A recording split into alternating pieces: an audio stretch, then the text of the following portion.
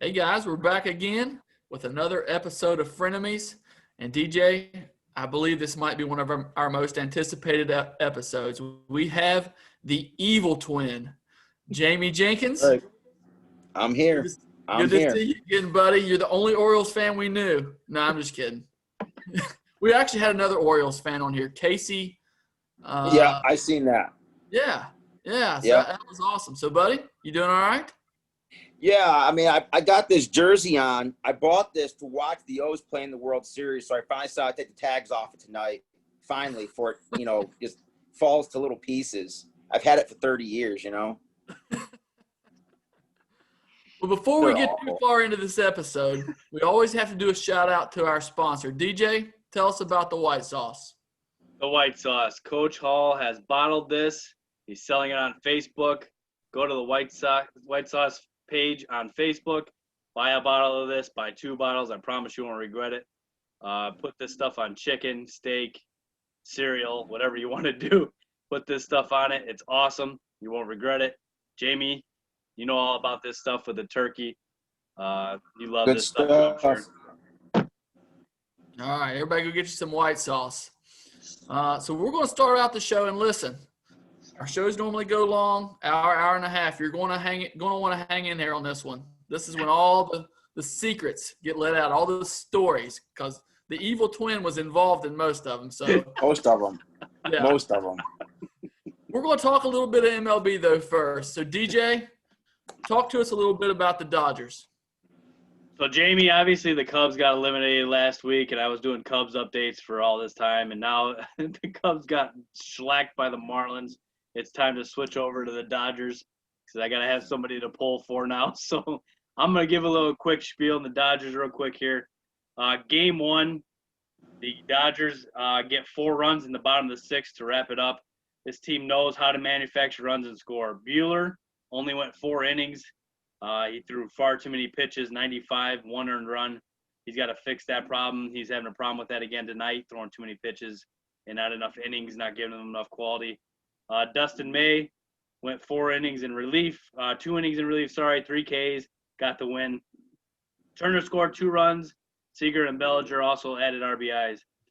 Guys, a little fun fact for you. The 9-hitter, Chris Taylor, on their team, the 9-hitter, had 32 RBI this year for the Dodgers. 32. The leader on the Cubs was David Bodie with 29. He would have led the Cubs in ribbies as a 9-hitter for the Dodgers. That goes to show you how terrible our offense was as the Cubs this year. Unreal to hear that, but dominating pitching in this game. Clevenger, I don't know if you saw this, Dave, for the Padres. He started the game, went an inning, looked good, and then they came out, got him in the 2nd inning. His arm just will not hold up. And he was out of there, so hope he's well. Obviously, in this series, it came down to Lamet and Clevenger just falling apart injury-wise. They were not able to hang because of this. They did not have the pitching to hang with the Dodgers. Game 2 was a great game, 6-5. Dodgers won. 4-3 Dodgers with 1 out, with 1 on and 2 outs. Bruce Grassrall throws a 99-mile-an-hour fastball to Tatis Jr., who hits a deep shot to Cody Bellinger, who goes up, grabs it, pulls it back in. Padres would have won up by 1 run. He saved the game there with his diving catch over the wall. Pretty awesome. Graterol fell to his knees and tossed his glove. Machado then wanted to fight him. I'm sure Jamie saw a lot of Machado wanting to fight everybody in Baltimore when he was on that team too. So nothing new there as far as Machado getting all riled up and wanting to fight everybody, but he wants to fight Graterol. Jansen gives up 2 runs in the 9th, and Kelly gets Hosmer to ground out as he comes in to save the day with the bases loaded to win the game. Seager was 3 for 4 with 2 ribbies. Betts 2 for 4. Muncy 2 for 4 with 2 ribbies. Barnes 2 for 2, and Kershaw went 6 innings, allowing only 3 runs. These guys can hit, man. They manufacture runs. They do it well. It's really cool to see. Game 3, the Padres got blown out 12-3 by the Dodgers. The Padres, David, if you saw this, they used an MLB record 11 pitchers in Game 3. 11 pitchers. How do you have that many guys that throw, first of all, and how do you throw them all in one game is beyond me. That's crazy. So the future's bright in San Diego. They got all their guys under contract for next year. They just couldn't hang with the Dodgers with all the injuries. No chance. Will Smith had 5 hits in this game, a new Dodger playoff record. 3 ribbies in the game as well. Bellinger was 2 for 5 with 3 ribbies. Jock Peterson 2 for 3, 2 ribbies. Julio Urias pitched 5 innings in relief, 6 Ks, 100 run for the W. Dodgers has dominated this series, no chance. Dustin May, guys, a little fun fact for you. He's second hardest thrower among starters, next to only Jacob deGrom, which is pretty cool. And hopefully the Dodgers can pull it off. Haven't won a World Series since 1988, so it's been a really long drought for them. Hopefully this is the season. Really good showing against the Padres. David, what did you think of that series? Yeah, it was really interesting. I was reading up a little bit today on the Dodgers, and I think everybody in the world is going to pick them to be heavy favorites. But DJ, they have a little bit of a bullpen problem, don't they? They do. Jansen's starting to fall off a little bit. Yeah. So that's I really like the Braves, as you know. I love their offense. I think they're the only team that can go round for round with the Dodgers. And the Braves, don't have good starting pitching, but they have a great bullpen. And so, man, it's going to make for an interesting series. But that Bellinger catch, man, that was clutch.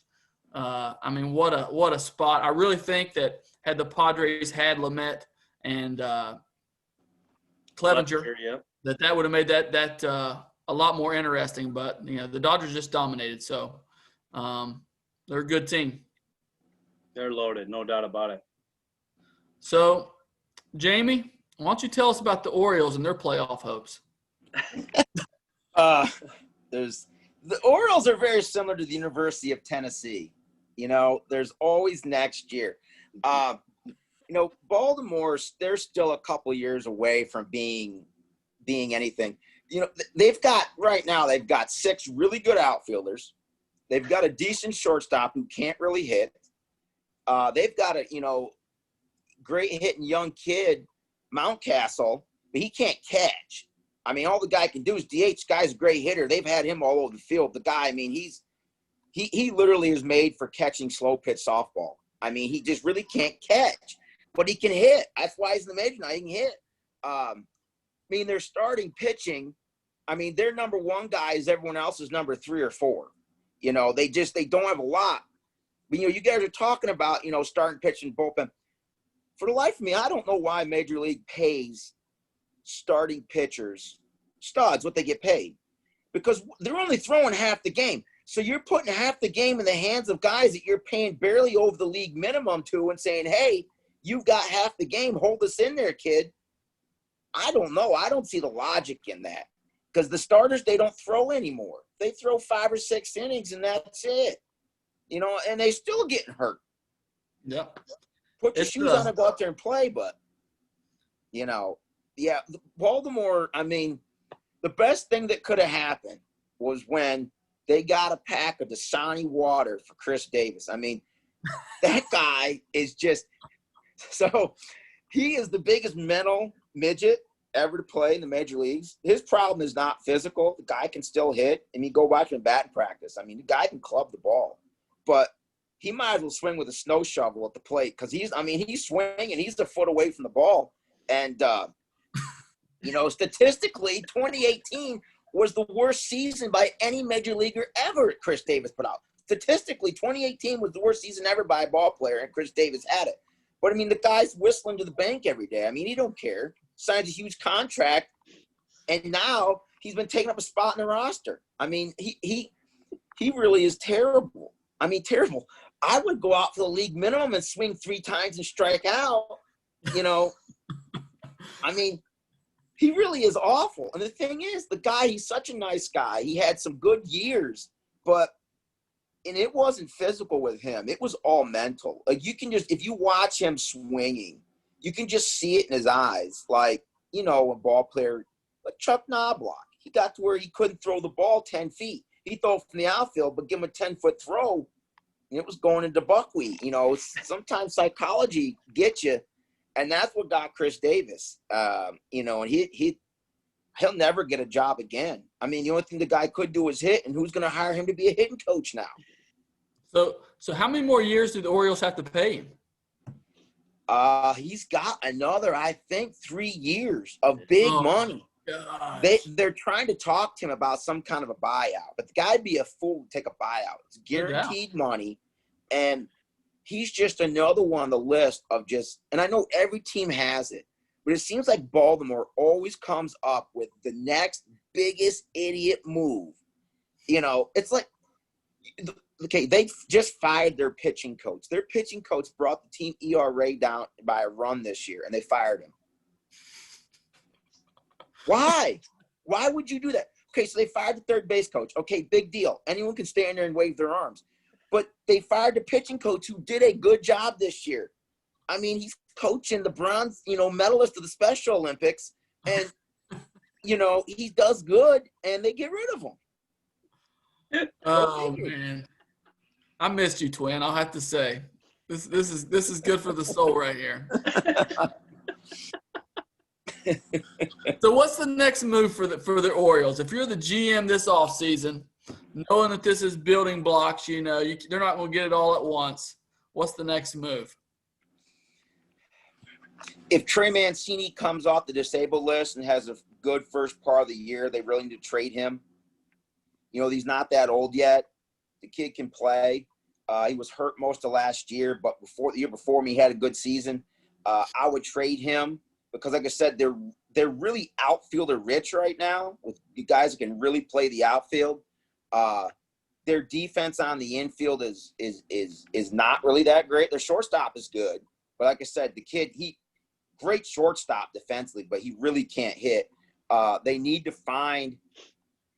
try to find somebody who, I mean, obviously not next year is going to be already there because as a team they're not there. But they're going to need to develop someone that's going to develop to a good number one, like legitimate number one. And they need to find somebody that can hit with some power to play third or even potentially second because they don't have any at shortstop. And they don't really have they've thought about Mountcastle playing first base, but, and he can hit. But they're going to have to get some help on the infield. They don't have a real infield, and they don't really have good starting pitching. They just don't. They got good young guys. They supposedly got some guys in the minors that are coming along, but, they really just got to look to keep developing because even if they got a couple of, big-name players, they don't have enough. They're just going to waste their money. Well, I guess the good news is they could always be like the Marlins and come out of nowhere, right, DJ? Dominate the team from up north there. Yeah, that's true, man. I don't know. When we were doing our preseason podcast, man, we had a hard time with the Orioles, and we just we didn't know where this franchise was going. We had no clue what to talk about. Good things with these guys. They're in the shambles, man. I got a question for you though, Twin. So I've kind of wondered this. So why have you, a guy that grew up in New York, how did you become an Orioles fan when the Mets and the Yankees were in your state? Here's the thing. There are no Mets fans. The Mets and the Jets don't actually have fans. It was for them cut out cardboard figures. They've had those for years. So, you want to get tickets to a Giants football game, you better show up months. You want to go see the Jets? It's 10 minutes for the game starts. You can walk up, buy one at counter price. Like, you ain't got to see a scalper. But, my dad was from Baltimore. My family was from Baltimore, and they all grew up Oriole fans. And so as a young kid, that's really all that I knew. And, I was a big Cal Ripken fan. I tell people, I was at Cal Ripken Sr.'s house one time. My aunt was a Baltimore State Trooper. So she knew exactly where he lived. And what we were doing there, we were just U-turning in his driveway, but we were at his house, though. Like, I was physically there. I was going to ask you what you were stealing, but if your aunt was a state trooper. Yeah. Something I got to talk about, some of the things that I managed to steal over the years. I want to know what happened to that volleyball trophy, though, still. The one we got from Alabama A&M? Yeah. Oh man. Well, DJ, my dreams didn't come true this past week, buddy. My poor Yankees ran out of gas. I knew they were going into it. You picked my Yankees to beat the Rays, didn't you? I did. Yep, I did. Not enough Did not depth. happen. It caught up with them. Garrett Cole is still the man, but he can't carry the team by himself. Game 1, 6 innings, 8 Ks. Something really cool happened. Giancarlo Stanton basically hit a home run every game but one. And DJ, did you see the moonshot in game 2 that he hit? They tried to say that was 470 feet. Come on, man. So I've always had a problem with the distance on home runs with these guys. There is no way that's 471 feet. No I way. measured a high school kid of mine with a metal bat, granted, at 491 one time. Okay, that's with a metal bat, granted.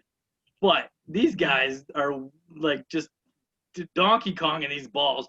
And I don't know how they traject that these balls are 471, but something's wrong, man. That ball is at least 540 feet. He killed that thing. Oh, my goodness. I literally don't know if I've ever seen a ball hit that hard. I mean, it was just, of course, Glasnow throws 100. Stanton meets it. I don't know what the exit velocity on it was, but just what a bomb. But that game 2 was weird, DJ. So Aaron Boone made the decision to start Davy Garcia pitching for 1 inning and bring in J Happ just really to turn that lineup around. You know, they like to the Rays like to sub, and so he had a left-handed lineup. Boone brought in Happ, who got rocked. And, of course, New York papers were all over, man. Generally, I'm all over Aaron Boone, but I actually don't hate that move, DJ. What did you think about it? I thought it was weird at the time. I didn't know where he was going with that, what he was thinking, especially with how well the starter was going there for the end of the regular season. It kind of shocked me, too, to be honest with you. And that Happ got rocked didn't really surprise me very much. I was scratching my head a little bit, not going to lie to you. But it goes back to handling that pitching staff, man. That's what these managers need to be paid for. And if you can do it, you're going to advance. And if you can't, then you're sitting at home right now. Well, it was a desperation move, and I think it's because they were desperate, to be honest with you. I don't blame them. I mean, your options were Happ or Jordan Montgomery. And, you know, Montgomery did pitch well in game 4, but I don't blame him for doing that. I don't think Garcia was ready to pitch in that situation. I think he was just trying to get an advantage. And I can't really blame him for that. But that'll probably be the last inning that J Happ pitches as a Yankee. And Tanaka pitched in game 3. That'll probably be the last inning he pitches as a Yankee, most likely. So I hate to see Tanaka go.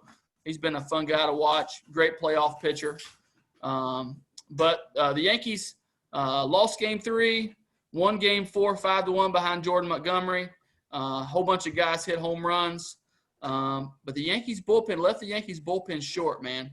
So Garrett Cole goes on 3 days rest in game 5, 5 1/3 innings, 9 Ks.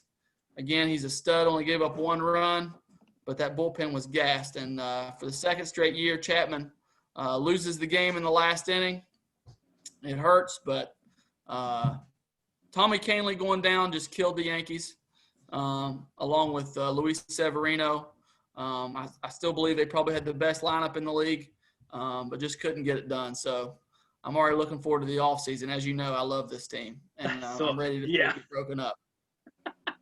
So Mike Russo, I can't even say the dude's name. That was a hero in that series. No clue who he was.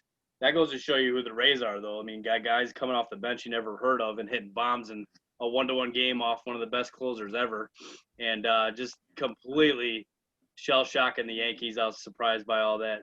Real tough to see your team go down. I know that had to be heartbreaking for sure, for you, man. But it was a good series. It was the best of all the NLD, AL, NLDS series by far. It was the best. So, real entertaining series. Just didn't happen for you, man.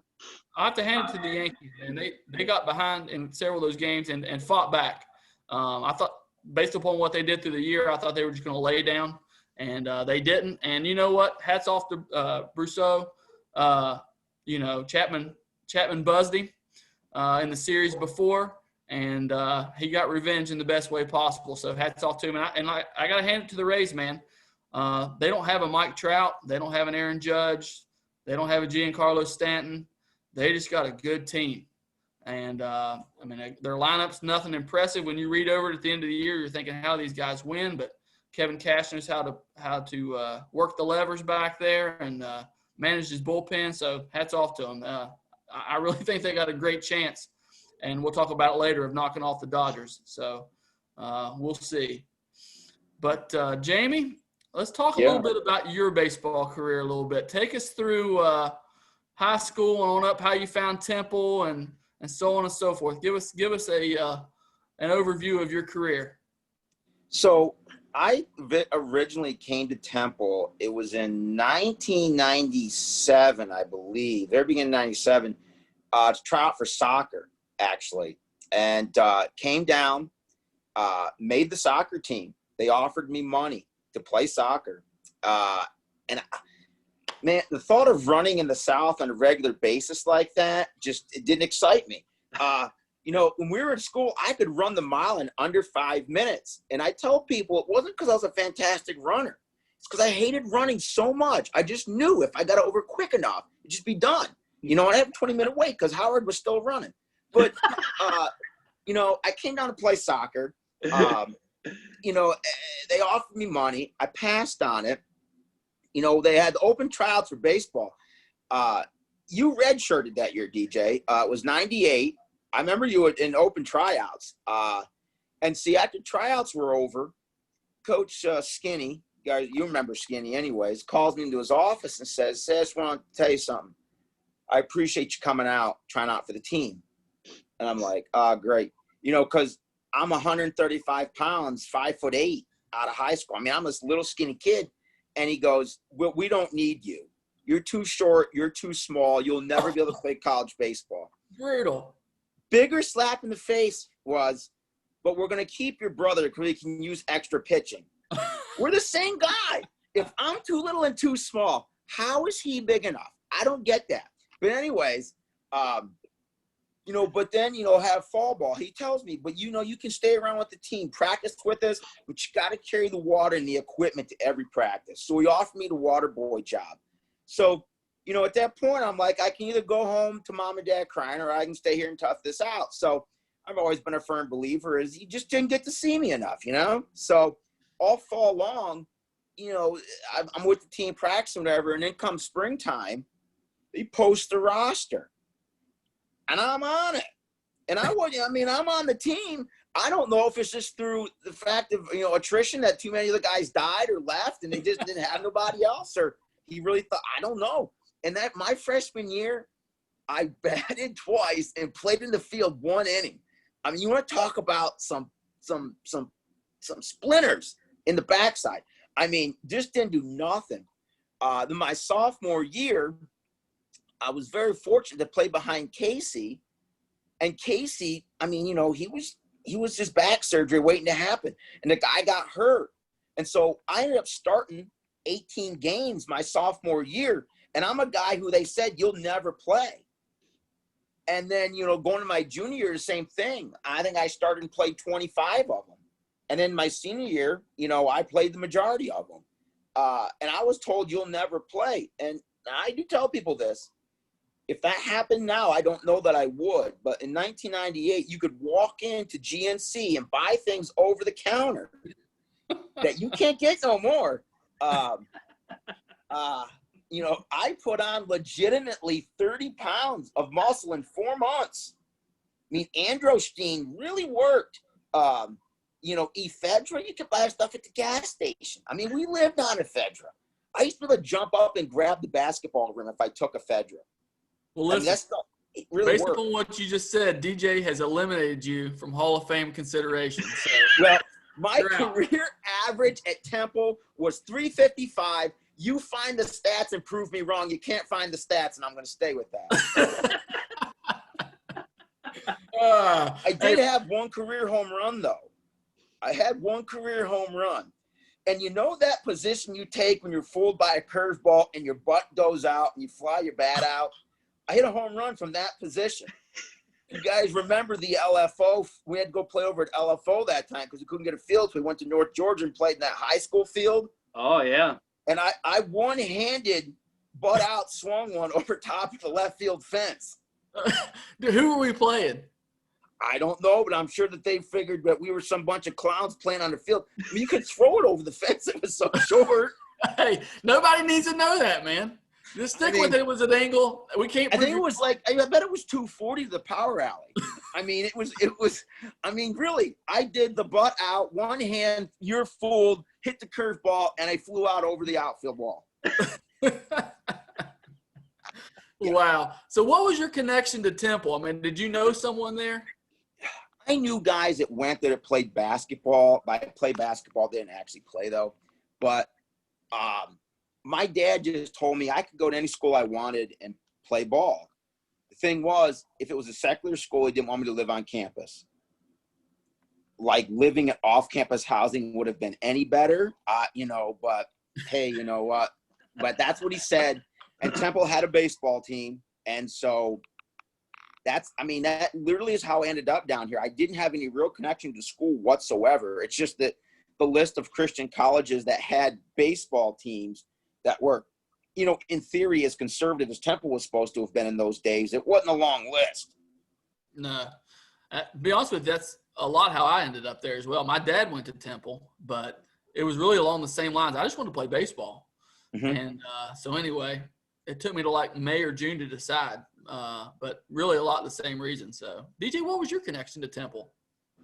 I got recruited there by Skinny and Templeton there to come back.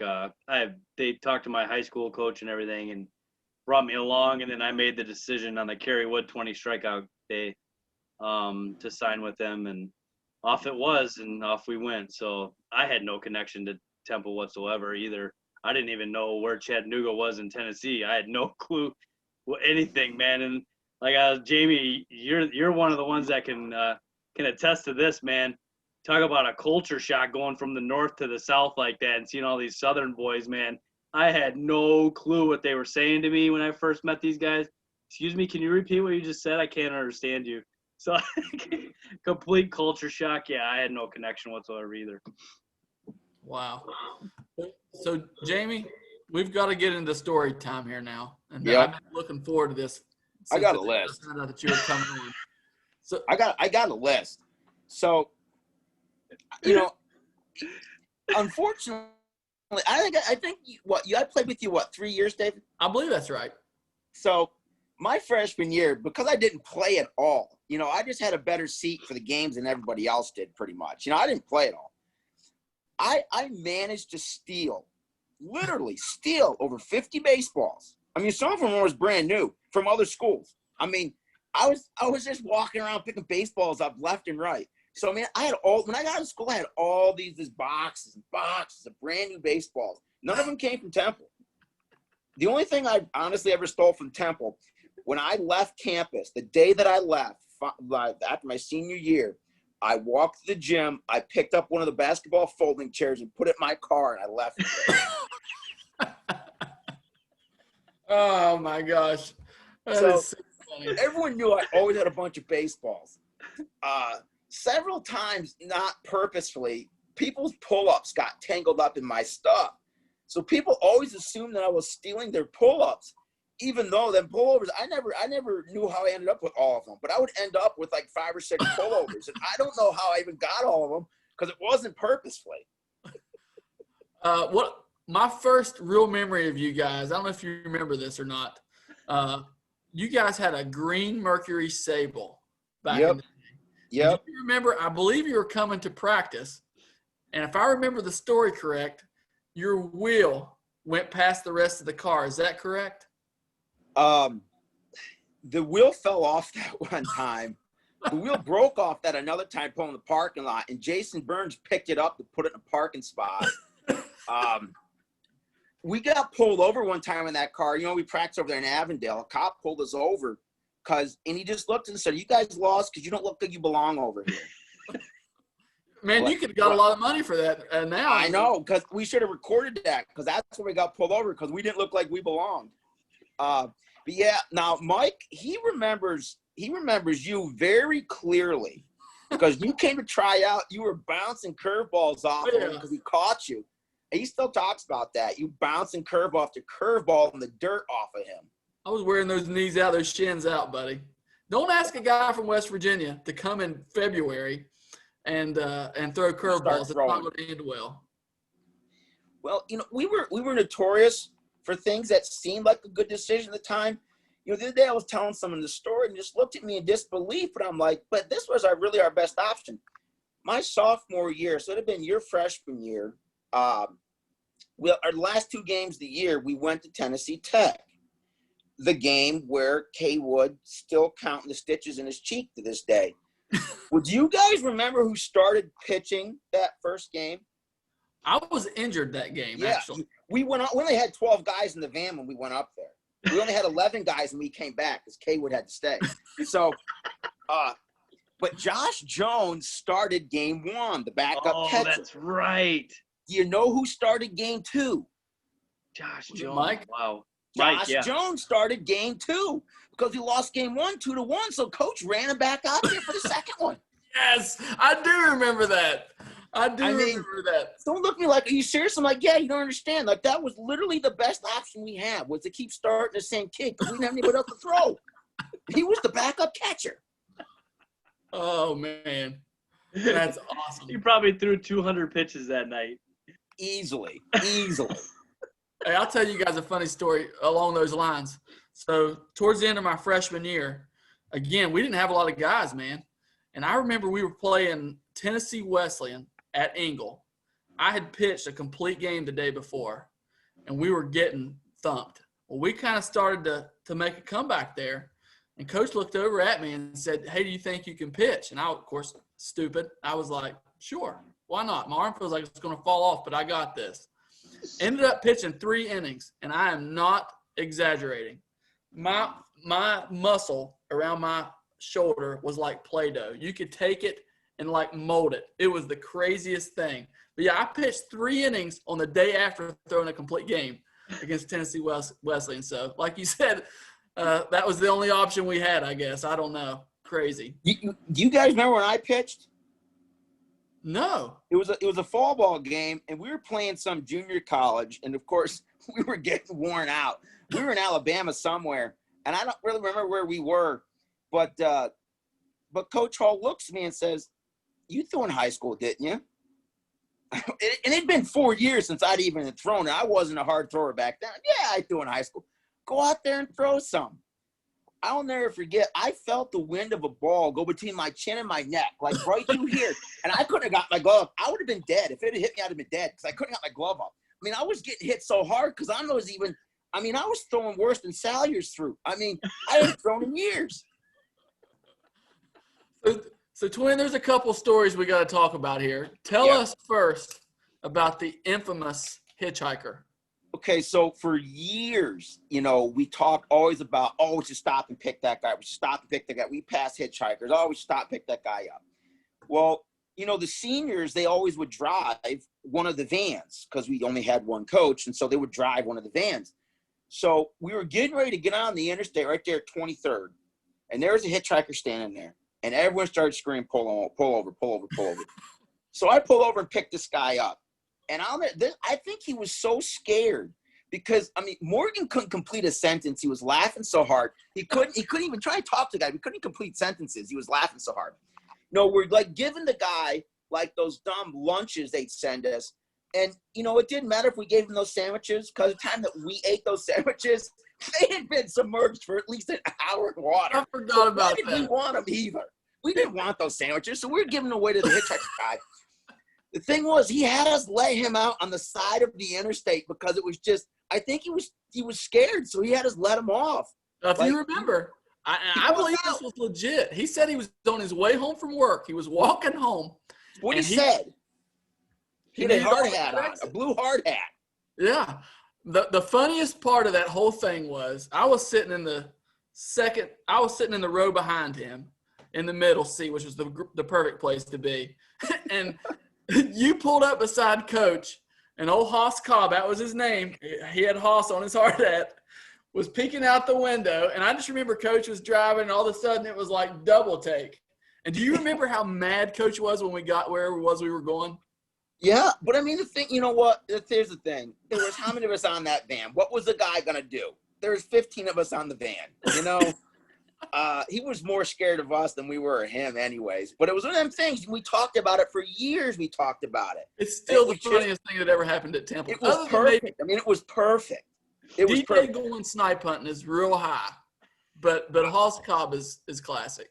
Here's the thing. I mean, there's some other things that happened at Temple while I was there.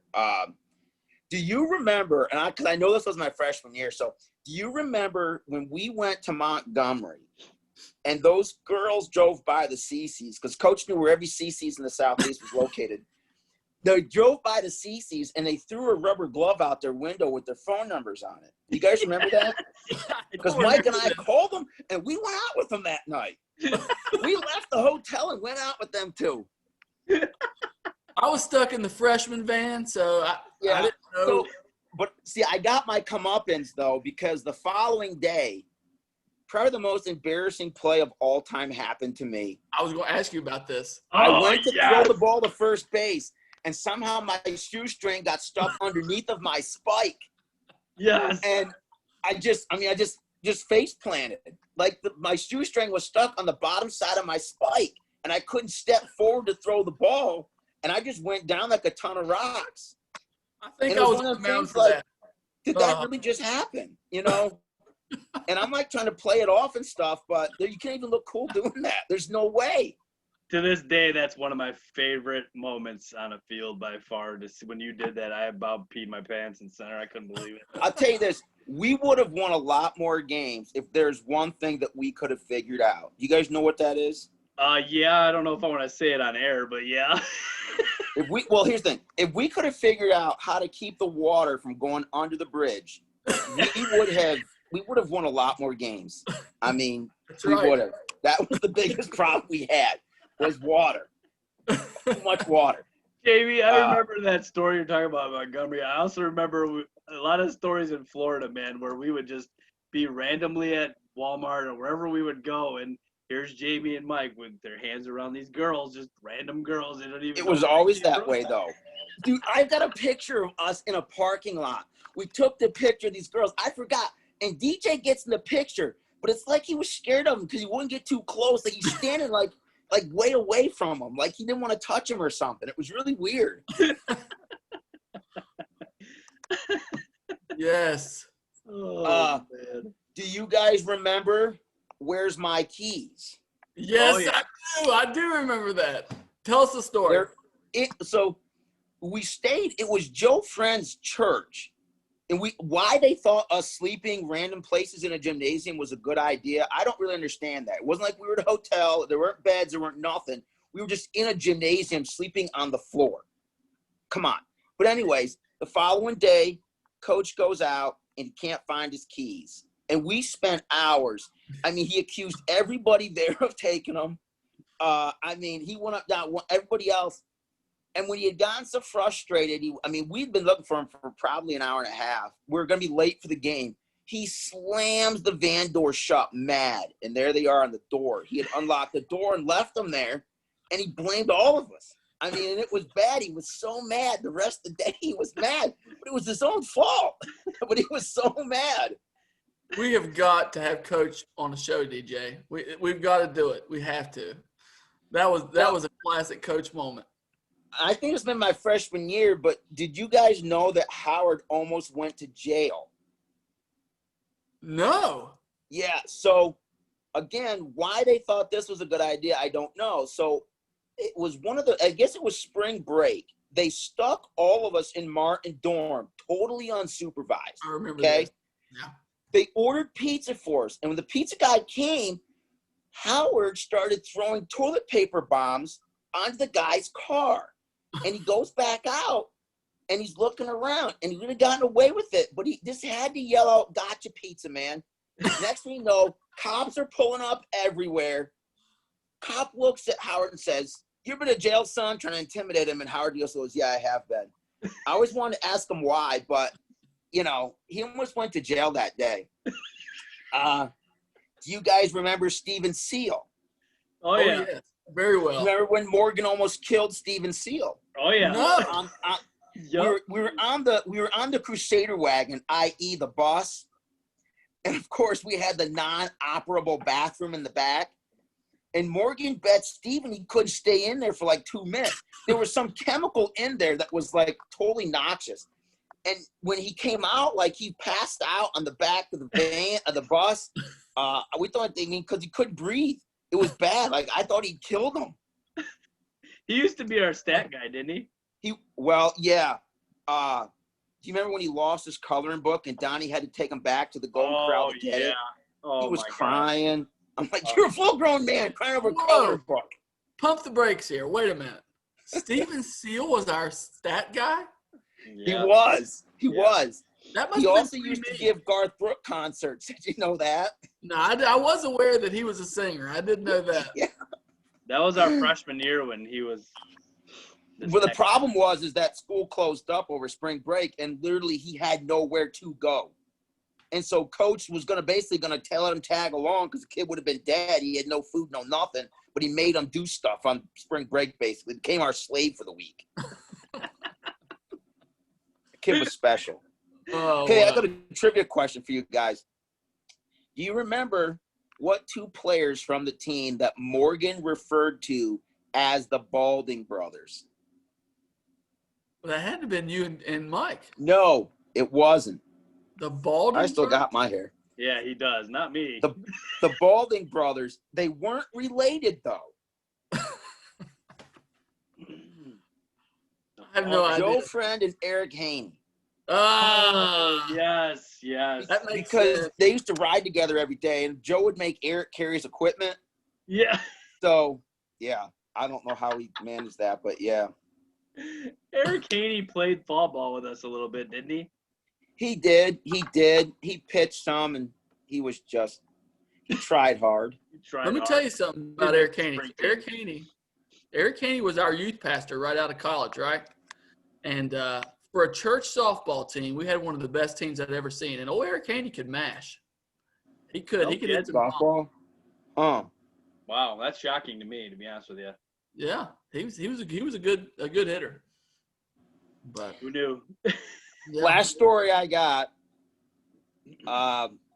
We went to Southern Polytech, and this is when Coach Templeton was still coaching us. We left Chattanooga. It was probably about 75, 80 degrees. We traveled south to Atlanta. We get out. It might have been 40. None of us had coats or jackets, and we were all freezing. About the third inning, Coach Templeton disappears.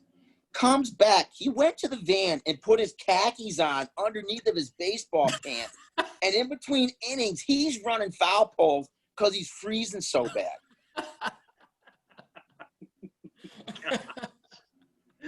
We were putting on anything we could find. Like you were sitting inside your duffel bag because we had no coats, we had nothing, and it was freezing.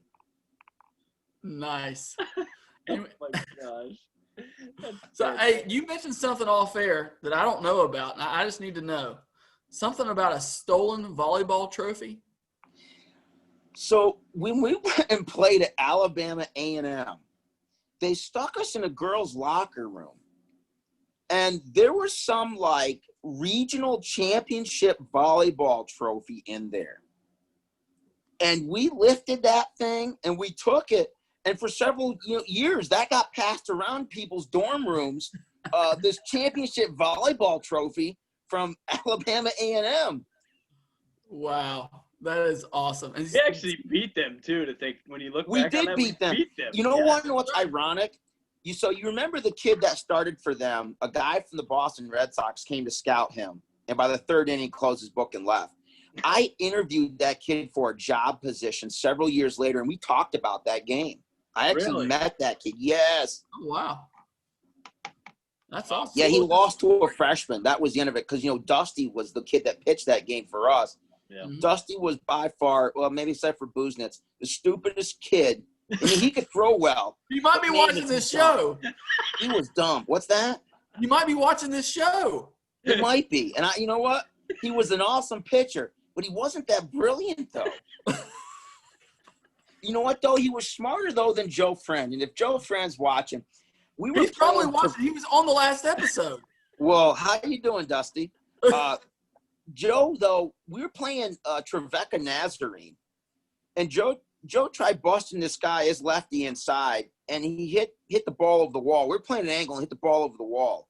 And next at bat, Joe was convinced he could get the guy inside. And as I remember this very clearly, the kid kind of did a slow pitch softball, Happy Gilmore dance, then swung at Joe's inside fastball, and it cleared the Powerade bottle. And he just stood there watching it go out. And I said, Joe, you may not be able to get him inside. Wow.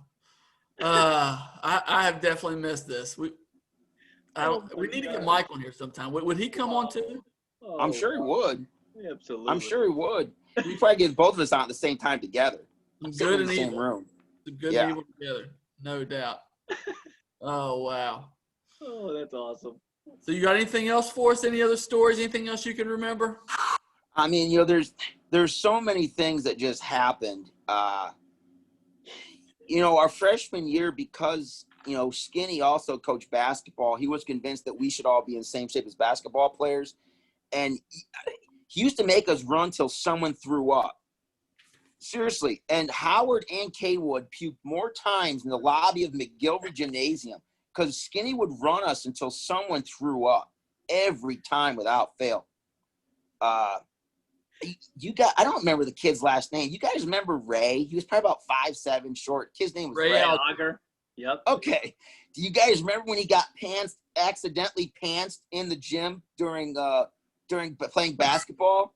Someone accidentally stepped on his sweatpants and he had snap-on pants up. And when he jumped straight out of his pants. And he was standing there in like green tighty-whitey underwear. Yes. Right in the middle of the gym. I think I do remember that. He Wow. didn't stay at school long. No, one semester. He didn't make it very long at all. Could have been the pantsing. I don't know. Oh my DJ, do you have any funny twin stories you want to tell? Oh my man, I'll tell you what. I just when I arrived there, and like Jamie said, I redshirted their true freshman year, and for the first year I could not tell those two apart. I mean, you just called them twin, and the only way you could tell them was one was number 1 and one was number 8. So when they had their jerseys on, you knew which one was which. It took me till sophomore year to tell which one was which, but no, man, they were a blast to have. They were just so much fun to have as teammates, and to this day, man, that's some of the best memories that we have are with the twins. And and here's the thing: to this day, anything I'm involved in, the story always starts off as, well, what had happened was. I mean, it's still that way to this day. There's always something happening. Life is never boring for me. That's good, awesome. Man. That is awesome. Stressful sometimes. So tell we talked about this off air, and we'll just take a couple seconds here, but tell everybody what you're doing now. You're married and 3 kids, I believe. Married, 3 kids. 2 years ago, I finally stopped working for myself. Just got to where I didn't want the stress anymore. So I got a job offer for working pest control. I literally just drive around in a company car all day long. That's literally what I do. I think I put close to 70,000 miles in the car they gave me last year. They just bought me a brand new car, but I just go around and tell people what their problems are. I'm really good at that, actually, telling them what their problems are. I can tell you exactly what your problem is and hypothetically how to fix it. If it don't work out, don't look for me. But yeah, basically, I'm in sales. It's what I do. And I have a good time doing it. I work about 3 hours a day, and yeah. So listen, I wasn't going to tell this story, but I got to tell it. I don't really remember all the details, but this is a funny twin story. So back in the day, your senior year, me and my roommate at the time, James Edens and Daniel Kirk, we had decided we were going to hit all the Temple makeout spots and see who we could catch with who, right? And so our first trip was to Warner Park. You guys nobody knew this. Our first trip was to Warner Park, right over by campus.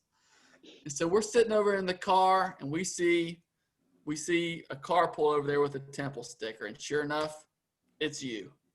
And so we go, oh yeah, we go hands and knees, man, over in there because we wanted to see who you were hanging out with. And we get over there. I peek up over the ledge where the playground was, and you were gone. And we were like, what the heck? How could he? Because we know where the car is and everything. And no joke, man. You walked less than 3 feet from us, right past us. And like I said, I don't remember who the girl was, but all of a sudden James was like, we're laying there. And I look over, and here you come with whatever girl that was and walked right past us, man. It was the funniest thing. I couldn't tell you what girl that it was. Me either. The thing is, this was terrible, and you should never do this to anybody. But one time, we ranked the girls I dated from like ugliest to prettiest and stuff. I mean, the list was like 40-something people long. Like, Well, this definitely wasn't anything long term. It was definitely I did not date anyone in Temple long enough to really even know their last name. There's one girl, I don't even remember her name other than we called her Backpack because her and I had the same color backpack.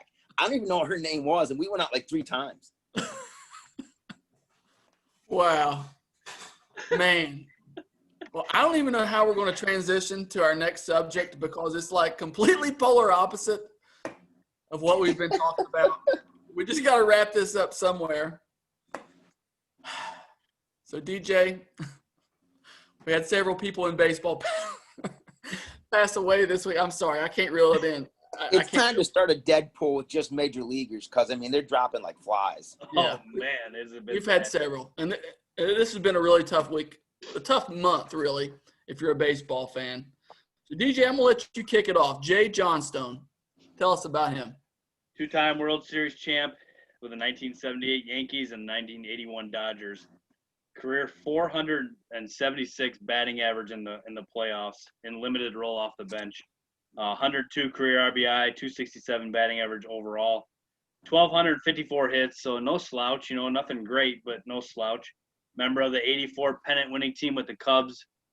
So he was also on the 82 and 83 team.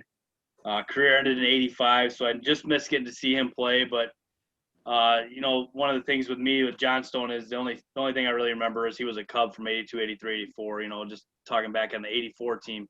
He didn't make the postseason roster, which Steve Garvey ended up kicking our butts that series and knocking the Cubs out of the pennant there. So that was a tough series, no doubt. But Johnstone, rest in peace, man. Crazy, but he's got 2 rings in his career and had a pretty good career off the bench. Mainly as a bench guy, utility type player. So pretty tough to see him go. Well, one thing I noticed about him, I looked him up because honestly I didn't remember him. But if you stick around 20 years as a bench guy, you're a pretty valuable bench guy. Dude played 20 years. Like I said, only had 11 or 1,200 hits, which, I mean, that's nothing to sneeze at. But he obviously was important. He did a lot of things well, or he wouldn't have been around that long, obviously. They'd have just been calling up some younger guy. So, rest in peace, Jay Johnstone. And so the next person who passed away this week was Whitey Ford. And if you know anything about the Yankees, the chairman of the board, was his nickname, career 275 ERA, played 16 seasons, DJ, only 2 with an ERA over 3. I read a thing today that said he would have been one of the greatest pitchers of all time, but he lost either 2 or 3 years to military service and also fought some injuries, but won 236 games. He had a 33-inning scoreless streak in the playoffs at one point. Won 6 World Series championships, 10 World Series wins. Just a huge part of Yankee lore. Been a big part of the Yankee legend. I guess I'd say the brand. That's the word I was looking for. He's in Monument Park.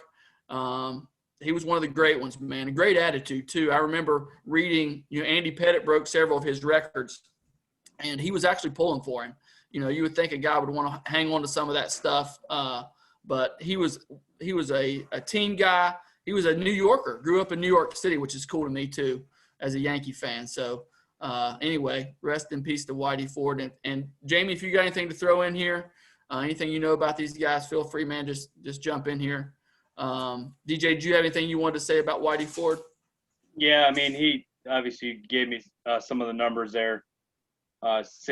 6 rings is unbelievable. That's crazy to me. A career 271 ERA in the postseason, 10-time All-Star. His .690 win percentage ranks 4th all-time. That's crazy. He served in the Army during the Korean War. He was married to his wife for 69 years. That's really cool, too. His jersey number was number 16. He's the all-time leader in Yankees wins on the mound, which is also crazy to think of all the guys they had come through. He ended up dying of Alzheimer's disease, which what a terrible disease, as everybody knows. Anybody who's had family members go through that, they know how terrible that is, and hopefully they can find a cure for that. It's just absolutely awful to go through and to see someone you love go through that. Whole career with the Yankees, a legend, 5'10", 178. So he was by no means intimidating on the mound, but just knew how to pitch.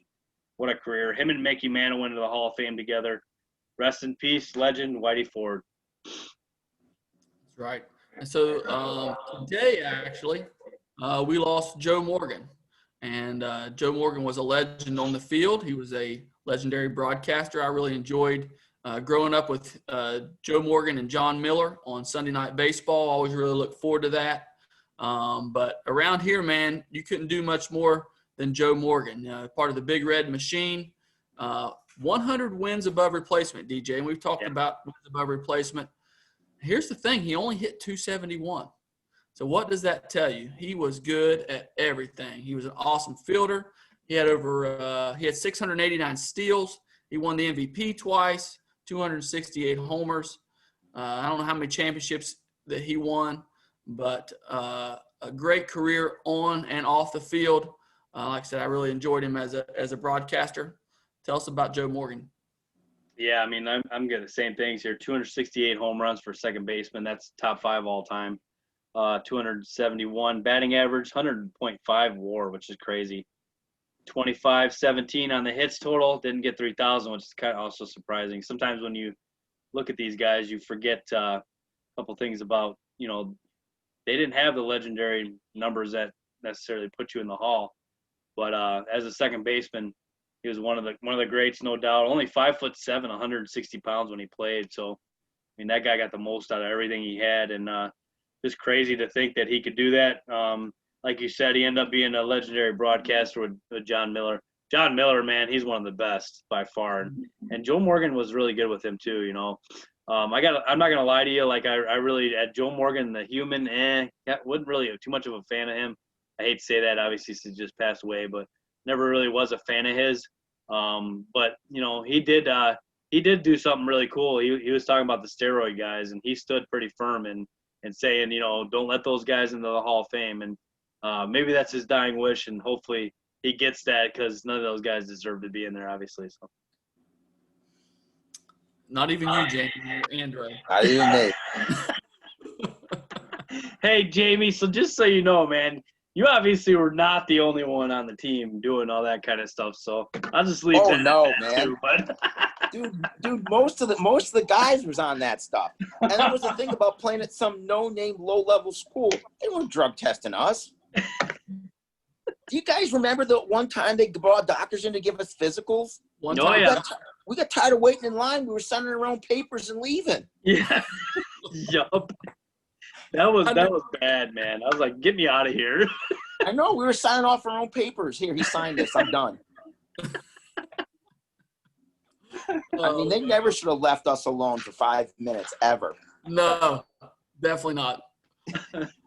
So, guys, we're winding down the season. We got the NLCS and the ALCS playing right now. DJ, give me your picks.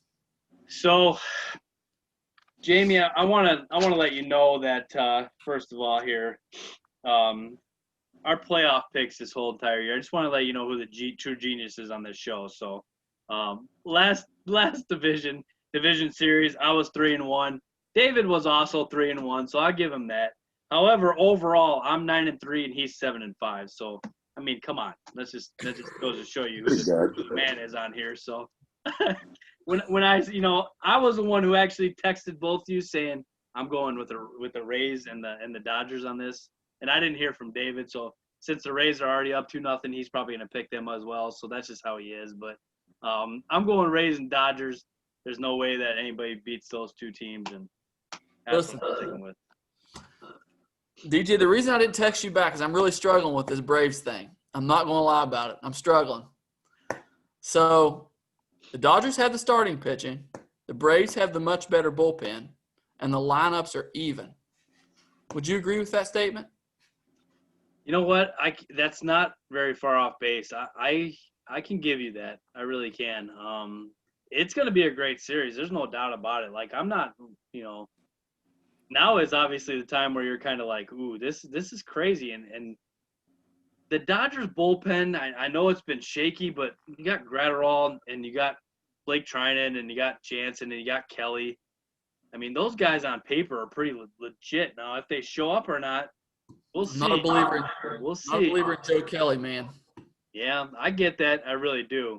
But he did lock down a big game the other day. It was 6-5, and he came in and cleaned up Jansen's mess. And if he can continue to, have some of that little success there, and if they end up playing the Astros in the World Series, if he can plunk a few guys, just to get in their heads a little bit like he did already. So Yeah. maybe they can work them that way. But no, this is going to be a great series, man. I really believe it. Like, as we're speaking right now, the Braves are up 5-1 in the ninth. They're going to take game one, man. This is crazy. So they're all over the Dodgers right now and just scored 4 in the ninth to win it, basically. So this is nuts, and it's going to be a great series. I think it's going to go 6-7 games, and I still believe the Dodgers are going to come out on top, and hopefully Kershaw can be himself in the playoffs and not get blown up and, kind of tarnish the dynasty a little bit. So that's going to be the matchup that's the make or break is Kershaw versus Ian Anderson. How much do you believe in Ian Anderson?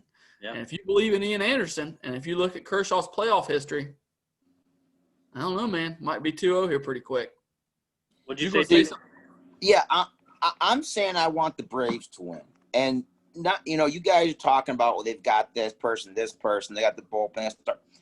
One reason I want to see the Braves win, because living here in Chattanooga, there are a lot of Braves fans, and I don't want to see the weeping and wailing on Facebook if they lose. So I'm really just pulling for the Braves. My Facebook feed doesn't blow up with how we got ripped off. Hey, listen, Josh Hill will fire Brian Snitker basically for anything. Yeah. It's like, he went to the ALCS or the NLCS last year. Well, that's not good enough. He's fired. Josh, that's He for brought you. this guy in at a wrong time and blah, blah, blah, and it blew up in Yeah. his face, and Josh will fire him. Yep. Yep. He'll be – and Lee Salyers isn't far behind him. No, he's not. He's not. And Shelton will make excuses about the Braves being terrible and blah, blah, blah, and they need Dale Murphy back. And So, listen, all that being said, I am going with the Rays. And just to be different, I'm going to go with the Braves. woo, Yeah. I think the Braves got some momentum going, and I've got to figure out some way to come back on you. So I'm going to say that the Braves are going to somehow pull this out. I think their bullpen, they got like 4 closers in their bullpen, guys that used to close. Ian Anderson's going to be for real. Max Fried, we already knew was for real. I'm not really sure how they're going to figure out that third game, but their lineup is maybe better than the Dodgers. It's at least as good. Acuna and Freeman, Ozzie Albies, man, they're tough. And so we'll see.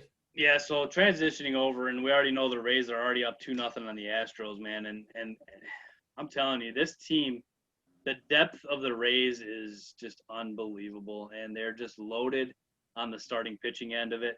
I would not want to face any of those guys in their lineup. They're legit. So I believed in these guys. Obviously I thought the Yankees were going to take them out, and the Yankees were going to be in this position. But if it's not them, it's going to be the Rays. This is what I was talking about, David. This is where the whole Dusty Baker factor comes in, and you can't win the big series, man. I'm telling you, that was the dumbest hiring the Astros could have made. They're ready to win a World Series, and you're bringing Dusty Baker. They're not ready to win a World Series. Garrett How are they Cole is not ready to gone. win the World Series? Look at that. Verlander is gone. They scored 40 runs last round. 2 Cy Young Award winners gone, DJ. Well, yeah, Zach Greinke, he's 100 years old. He's probably throwing left-handed now. And the rest of the guys are throwing in that rotation. I mean, it's a miracle they've made it this far. It's an absolute miracle. Well, the guy that threw tonight I'd never even heard of, and he kept Exactly for a while. Exactly. Dusty Baker's the man. Dusty Baker's I heard them say if he won the World Series, he'd be in the Hall of Fame. Listen. The 3 of us could try coach that team and do a better job than Dusty Baker did. I'm telling you, we could probably lead the Astros to the World Series. He's the stumbling block. He's the reason they're going to go down to the Rays. The Rays manager's the manager of the year. Dusty Baker's terrible. It's going to come back to bite him in the butt. This might not even go 5 games. Rays in 4. See ya, Dusty. DJ, real quick. I know we got to move on here. How in the world do the Cubs fire Rick Renteria today? No, none of the Whites. Yeah, I'm sorry, the White Sox. Yeah. In all seriousness, DJ, in all seriousness, this No. guy, other than the Marlins, made the biggest improvement of any team in baseball this past year. How in the world do you fire this guy? It makes no Okay, sense. so here's the Chicago's perspective on this. Okay, so I told you after they were eliminated in Game 3 with the show that was he put on with whatever he was doing with the staff, that the fans were just irate. They really, and I'm kid you not, they believed that this team was ready to go to the World Series. They really did. I'm not kidding you. And they thought Renteria, should have got him there. They were not happy with the first round exit. This team was, you got to remember, this team was this close to being the 2 seed in the AL. So they were right there. And then they bombed all the way to the 7th seed and were out in the second, pretty quick to the A's there in the first round. And it just did not sit well at all. I think this is a chance for them to probably bring, here's something crazy. Think about Burley. Think about Ozzie Guillen. Think about A.J. Przinsky. Think about those old White Sox names. I guarantee you somebody like that takes over the helm. They continue on. They got to get rid of their pitching coach, too. That Don Cooper guy's an idiot. But I hope he got fired, too. But, He got fired. Did he get fired, too? And I'm hearing the name connected to them. The 2 names that's connected to the White Sox right now are A.J. Hinch and Alex Cora. And so see, there you go. That's just garbage, wrong. too. That's just how are these guys? It's like Rick Pitino with college basketball. That guy gets a job everywhere. He puts the teams on probation, gets another job, gets them on probation, gets another job, gets on probation. That's what these 2 knuckleheads are doing. They get in trouble with the Astros, and then how do you get them another job? How do they get another job after something like that? I don't get it. That's just to me hypocrisy at its best. What a crock. Jamie, as someone who lives on the wrong side of the law, can you explain that for us? I mean, you keep thinking at some point, maybe they'll fly straight, and maybe they knew what they were doing, but the whole time they were cheating. It wasn't that they were good; they were just good at cheating. So, well, DJ thinks I've thrown this out multiple times. Anybody who's watched this show, DJ thinks it's okay if you know what pitch is coming, but it's not cool if you use steroids. So, can you explain that, the logic in that? Jamie, here's my thing. Jamie, listen, he's just not let Jamie talk for a minute. No. Go for it, Jamie. I mean, here's the thing. I think it's all okay to get caught. So, it's a really bad scorekeeper if you can't win. So, Well, let me just ask you this question. You were a hitter. If you had 2 options, either when I'm on the mound, I say, "Hey, Jamie, here comes a fastball," and you can hit it, or you beef up, get huge muscles, and hit bombs. Which one would you choose? Am I single or married? Well, you're still hitting bombs because you know what's coming. Yeah. Oh, well, then I guess I'll get beefed up, because if I'm going to hit bombs anyways, I might as well look good doing it. Make sure my hair looks good out the back of my hat when I'm running the bases, DJ, he's ready to put Altuve in the hall. And he's known this whole time what was coming. He had something on there that buzzed him every time a curveball was coming, and DJ thinks that's okay. Jamie, those morons, switch your signs. How in the world are we still putting fingers down from the catcher position? What idiot still does that? These little softball girls got it all figured out with the wristbands. If you can figure out a play on a wristband, tip your cap, man. The major leaguers are dumb. They got to go to this system right away. Baseball is still a gentleman's game, DJ. Yeah, DJ. No, it is not obviously a gentleman's game. It was illegal by the rules to put a camera in the outfield, and it wasn't. That I agree with that. Steroids. So. Oh man, you're killing I'm right. See, the steroids thing doesn't bother me as much because everybody was doing it, so no one had an advantage. Now DJ thinks that there's somehow you can tell. So he knows for sure Jeff Bagwell wasn't doing it. The difference between the guys that got tested for steroids and the ones that didn't was they got tested. That's the difference. According to David Wells, I'm reading a Yankee book right now. It was widespread. There's a bunch of guys in the Hall of Fame who are using steroids, no doubt about it. Absolutely. Absolutely. So I agree with that too. They've already let some in. I know that for a fact too. All right, guys. Well, I guess we have to wrap it up. This has been a lot of fun. One of the most fun episodes, I'll have to say. I knew it was fun. We definitely need to have the good twin on as well. Make this get everybody involved here. Like I said, he lives a mile and a half from me, and I see him at the family functions on both sides. So, yeah.